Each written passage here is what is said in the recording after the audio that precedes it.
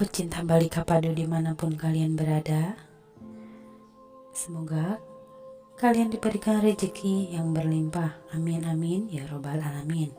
Bagi teman-teman yang baru bergabung dengan channel ini, jangan lupa tekan tombol subscribe dan aktifkan lonceng notifikasinya ya, agar teman-teman semua tidak ketinggalan updatean terbaru dari sinopsis Balika Padu. Di episode kali ini, saat itu keluarga Sekar berkumpul di luar dan berpelukan karena mereka akan pindah ke Singapura. Jagalah dirimu dan anakmu nak, kita akan berjauhan dan takkan saling melindungi, ujar sang kakek. Aku berikan surat rumah ini untukmu. Ini adalah milikmu, Anandi. Anandi menangis saat itu. Ceritakan keluarga besar Sekar pada anak-anakmu kelak jika mereka sudah besar, ujar Ira saat itu. Kemudian pun mereka pergi ke bandara bersama. Di sana Anandi, Sipam dan Amol menangis melihat mereka semua pergi meninggalkannya. Anandi ingin sekali ikut bersama mereka. Akan tetapi ia harus mencari dan menemukan Nandini yang sekarang hilang. Nandini hilang saat Anandi berusaha membatalkan perjodohan anak di usia dini. Jadi ia akan mencarinya sampai ketemu. Setelah mereka pergi, lalu nenek berkata, "Bersiap-siaplah nak, kita pergi ke Jaitsar." "Ya nek, tapi tunggu sebentar, aku akan masuk sebentar ke dalam." Lalu Anandi pun masuk ke rumah Sekar saat itu. Lalu ia memandangi Potosip dan berkata kalau ia akan pergi dan tinggal di Jaitsar bersama nenek. Anandi menangis, ia harus pergi dari rumah Sekar. Terlalu banyak kenangan indah saat ia bersama Sip dan juga keluarganya. Setelah itu Anandi sampai di Jaitsar. Nenek membawa Anandi untuk masuk. Di rumah mereka terkejut melihat kedatangan Anandi. Gehna, Gangga, mereka menyambut kedatangan Anandi ketika itu. Karena walau bagaimanapun Anandi adalah keluarga mereka juga. Lalu keesokan harinya Gehna berpamitan pada semua keluarga bahwa ia akan ikut dengan Niranjan untuk pindah ke luar kota. Karena Niranjan mendapatkan panggilan kerja di sana. Semua menangis karena mereka bertiga akan pergi meninggalkan keluarga nenek. Lalu mereka pun pergi saat itu. Setelah mereka pergi, nenek selalu bersedih mengingat mereka di rumah ini.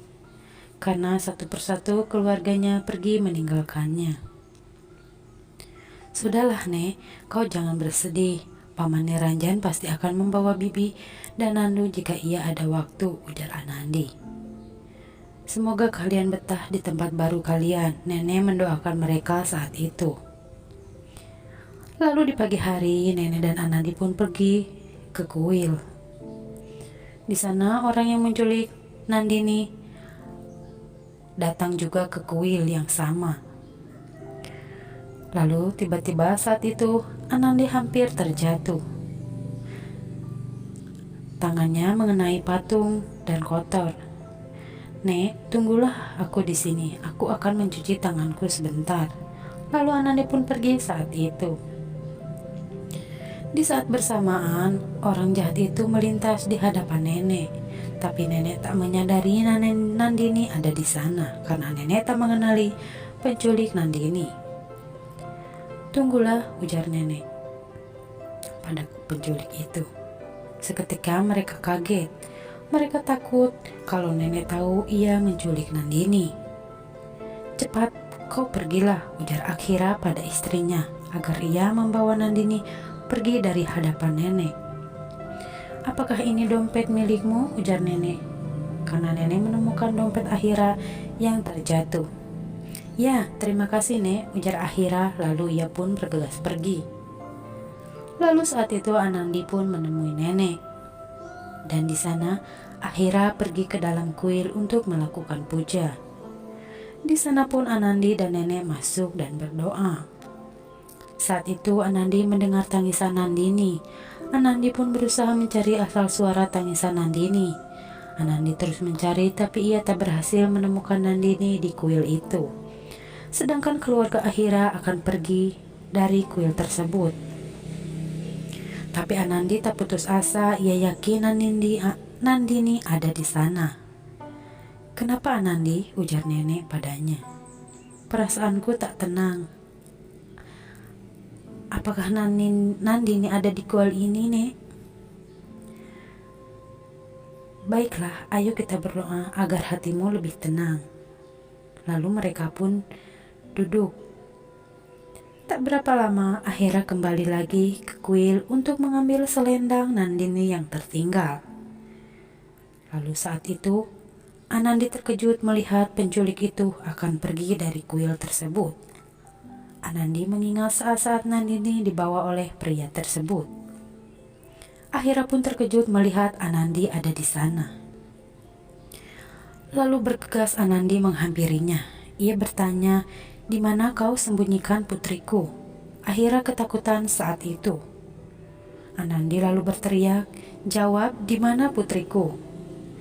Ahira yang ketakutan, ia pun langsung mendorong Anandi hingga menjauh darinya. Lalu ia pun pergi meninggalkan Anandi saat itu. Anandi berusaha mengejar Ahira. "Tolong hentikan penculik itu," ujar Anandi pada semua orang di sana. Tapi orang-orang hanya terdiam kebingungan melihat Anandi berlari. Ahira pun sudah naik di mobilnya bersama keluarganya, juga Nandini. Anandi pun terdiam melihat Nandini ada di dalam mobil. Nandini menangis melihat Anandi saat itu. Ahira pun pergi dengan mobilnya. Anandi tak tinggal diam, ia pun berusaha mengejar mobil tersebut. Hingga akhirnya Anandi bisa meraih mobil itu. Anandi pun berkata, "Tolong kembalikan putriku." "Tidak," ujar Ahira, "sekarang dia adalah menantuku. Aku telah menjodohkan dia dengan anakku."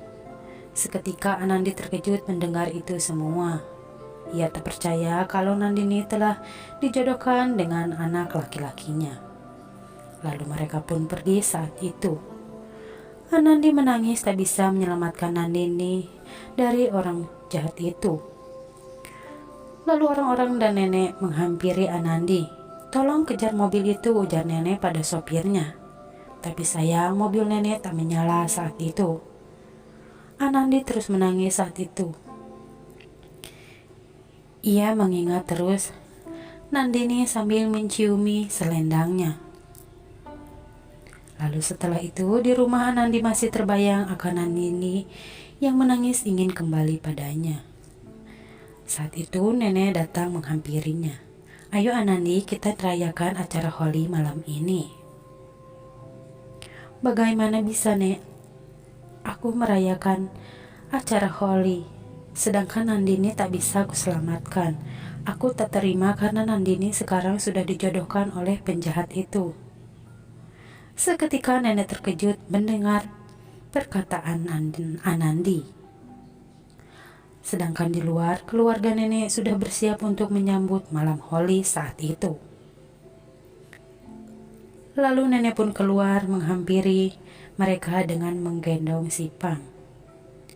Jagdis pun bertanya, "Di mana Anandi, Nek?"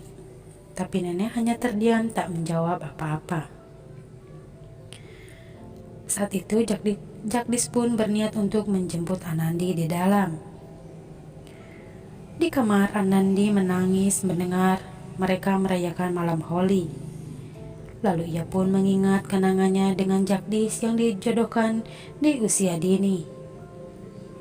Ia pun mengingat tentang perjodohan anak. Ia pun mengingat Nandini saat itu. Lalu Jagdis datang ke sana. Anandi pun menceritakan semua yang terjadi pada Nandini pada Jagdis. "Kau jangan khawatir, aku akan membantumu untuk mencari Nandini sampai ketemu."